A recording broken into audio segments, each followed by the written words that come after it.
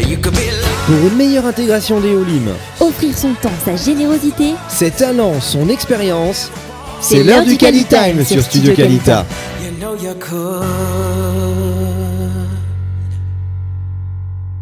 Salut à tous, bienvenue, ravi de vous retrouver pour un dossier Calita un peu particulier parce que Calita lance un nouveau projet. Évidemment, ce n'est pas moi qui vais vous en parler, en tout cas pas que, heureusement pour vous, mais ceux qui en sont, on va dire, bien à l'initiative. On va commencer par, allez, on est fair play, Sarah Simra Benkemoun. Boker Tov Cathy. Boker Tov, donc tu es responsable en fait du projet Calitime et tu vas nous expliquer tout de suite de quoi il s'agit. Et puis, bien sûr, le directeur de Calita, Ariel Kandel. Bonjour Ariel. Boker Tov. Ça va ? Super. Eh ben, on est ravis de vous accueillir tous les deux. Alors, Calita a déjà 2 ans d'existence. Bon, comme vous le savez, vous qui nous suivez, beaucoup d'actions sont faites avec les associations. Alors, pourquoi lancer ce projet Calitime et qu'est-ce que c'est, évidemment ? Alors, on a eu ces derniers mois beaucoup de personnes qui nous ont appelés, notamment de Olim Vatikim, en nous disant qu'ils avaient du temps de libre, qu'ils aimeraient bien aider, que ce soit une famille ou un olé. Donc, ils nous ont demandé, voilà, qu'est-ce que je peux faire, où je dois aller, comment je dois faire. Donc voilà, et c'était un petit peu difficile pour nous de les guider et de leur dire exactement, voilà, on peut les envoyer vers une association, mais aussi, s'ils veulent directement aider un olé, c'était difficile pour nous de leur donner un nom ou de leur dire quoi faire. Donc c'est parti, on va dire, d'un constat, d'un besoin des gens qui étaient déjà arrivés en Israël d'aider d'autres personnes. C'est ça ? C'est à peu près ça, effectivement, d'un constat effectivement de permettre à des gens d'aider des Olim qui sont arrivés durant ces dernières années en Israël, d'une part, et d'autre part également d'un autre constat. En fait, on s'est rendu compte il y a quelques mois, suite à la fameuse étude qui a été faite sur ce que pensent les Sabras, mais pas que, sur ce que pense la société israélienne, on va dire, de l'Aliyah des Juifs de France. C'était un sondage. C'était un sondage, oui, et qui à l'époque, d'ailleurs, les résultats avaient été un peu relayés de façon, on va dire, négative, avec ce fameux chiffre de 23%, il me semble, de gens qui disaient que les Français, Olim, étaient des gens qui criaient, qui faisaient du bruit. D'ailleurs, à l'époque, la réflexion que j'avais donnée était de dire qu'il y avait quand même, a priori, donc 77% qui ne pensaient pas ça.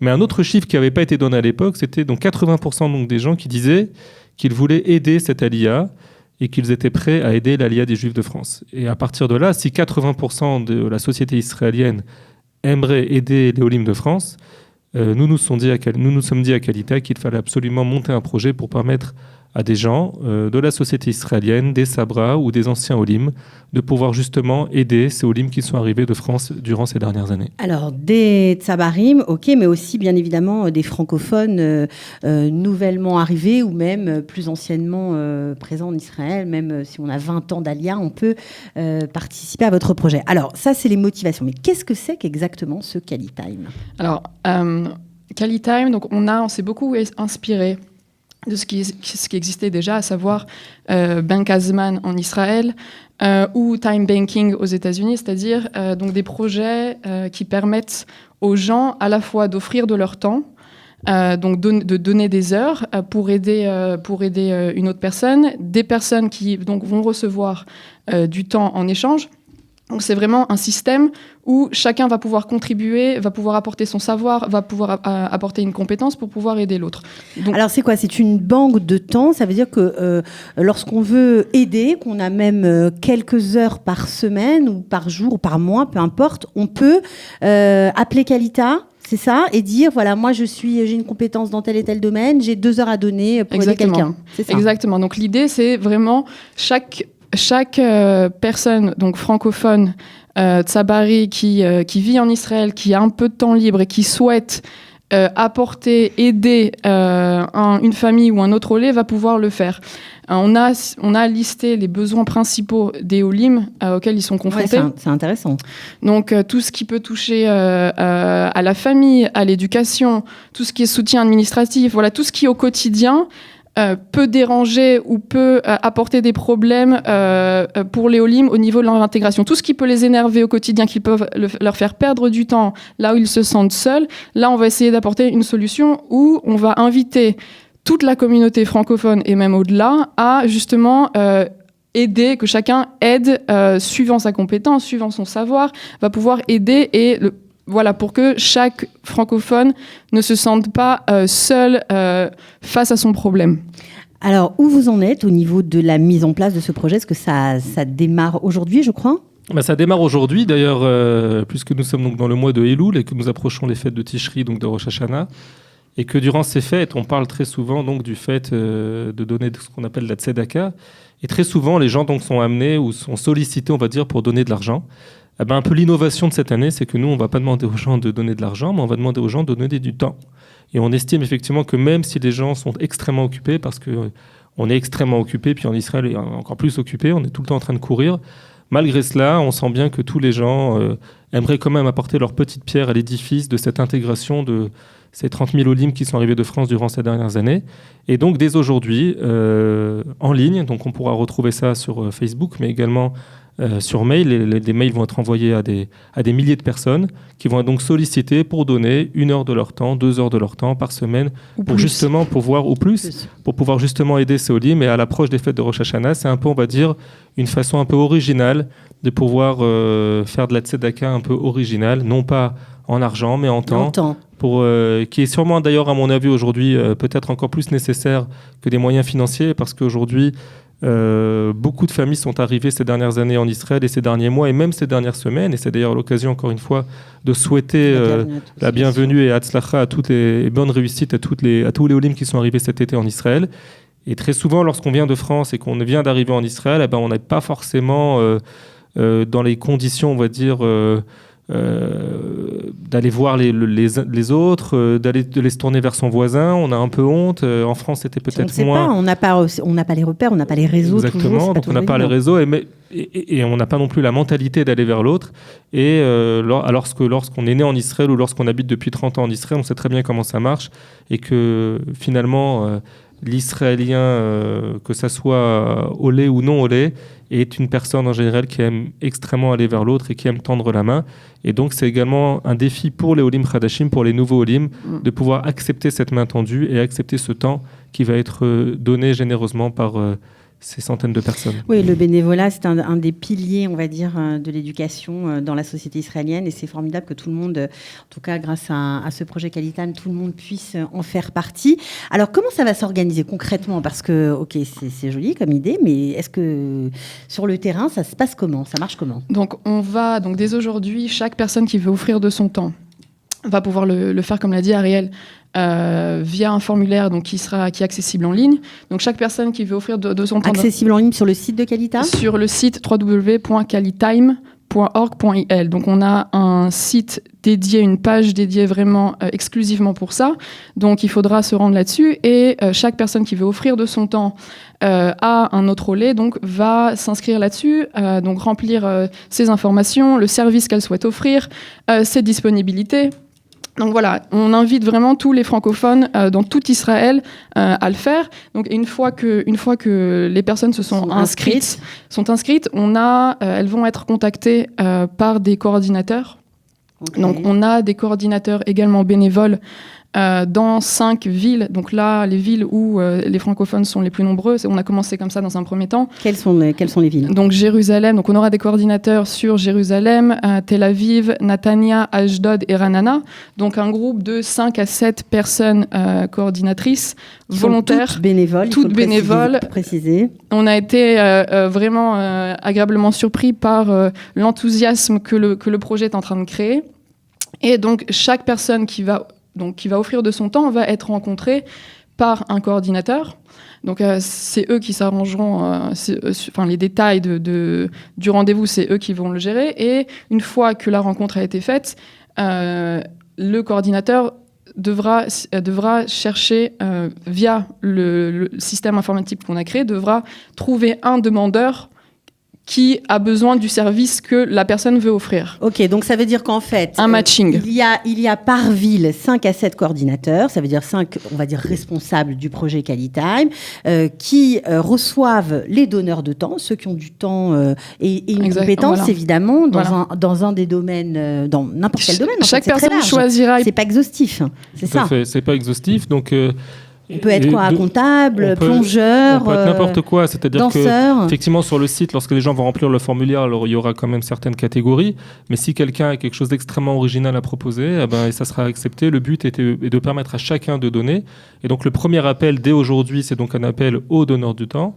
Et à la fin du mois, donc après les Chagim, on passera donc à l'appel aux gens qui aimeraient recevoir justement cette aide, qui nous permettra donc à la fin du mois d'octobre, à la fin du mois d'octobre, de faire justement le matching entre les donneurs du temps et les receveurs. Et j'aimerais également rajouter que nous avons également, vu que Qualita est également aujourd'hui l'organisation mère d'une plus de 80 associations qui ont signé la fameuse charte de Qualita et qui sont membres de Qualita aujourd'hui, certains donc de ces bénévoles seront également proposés aux associations pour permettre à ces associations au quotidien dans leur travail au quotidien.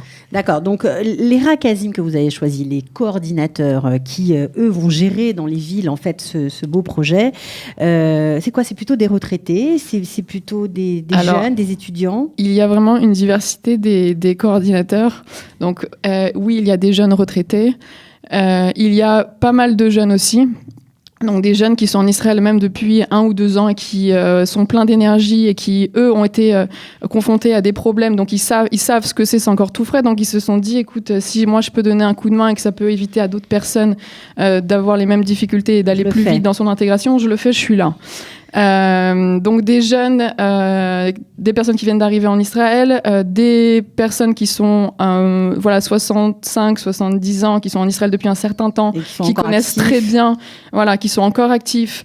On a aussi des personnes qui sont déjà volontaires dans, par exemple, au Bitoire Leumi, donc qui sont là, qui connaissent très bien le fonctionnement de tout ce qui est administratif, donc ils se sont proposés également de faire partie du projet, de faire partie de QualiTime. Donc on a vraiment une diversité des coordinateurs. Donc ça fait pour les gens qui vont les rencontrer, les bénévoles, offreurs qui vont les rencontrer, il y a une vraie diversité. Ok, alors bien sûr, on n'en est pas encore aux demandeurs, à ceux qui ont besoin justement d'un service, ceux qui ont besoin d'avoir bénévolement bien accès à une aide quelconque dans n'importe quel domaine. Ça, on n'en est pas encore là. On n'en est pas encore là. Ce qui est la beauté du projet, c'est que vraiment c'est le fait de créer un nouveau type de communauté francophone, c'est-à-dire où chacun va pouvoir contribuer et chacun va se sentir responsable de la personne qui est à côté d'elle, du francophone qui est à côté. Donc l'idée, au-delà de offrir un service, ce qui est génial dans le projet, c'est qu'on peut également demander à offrir et demander à recevoir en même temps.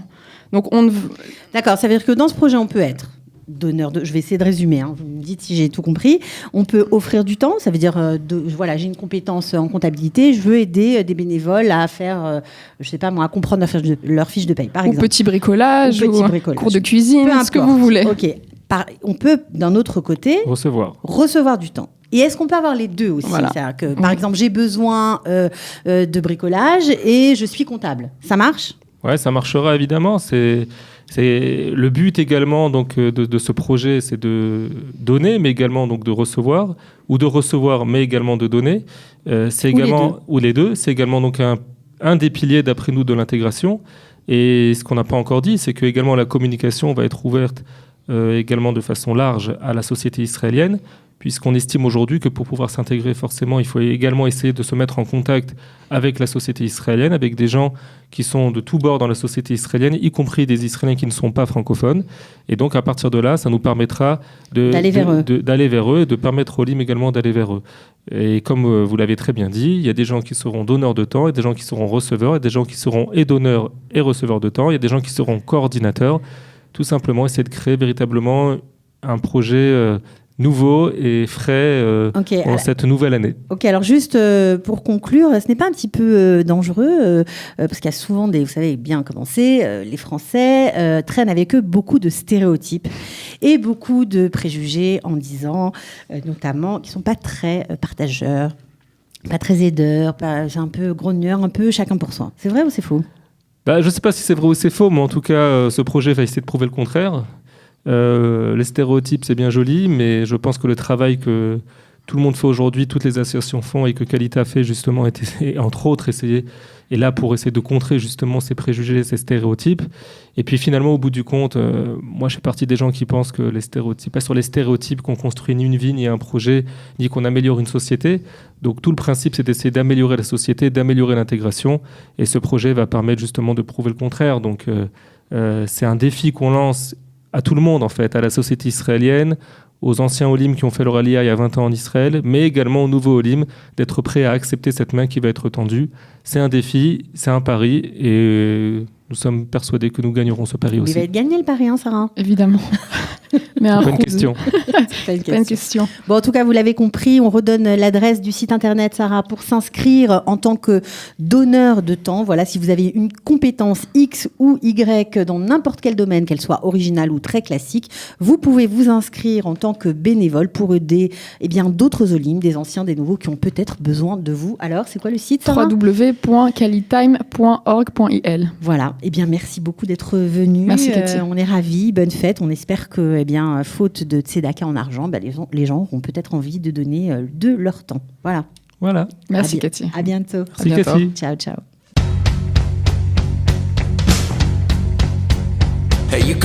Pour une meilleure intégration des Olim, Offrir son temps, sa générosité. ses talents, son expérience, c'est l'heure du Qualitime sur Studio Qualita. You know you could.